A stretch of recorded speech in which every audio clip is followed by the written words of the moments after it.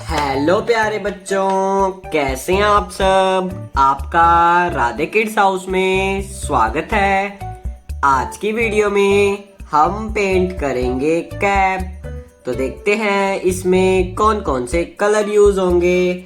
sky blue colour, yellow colour, pink colour, red colour, orange colour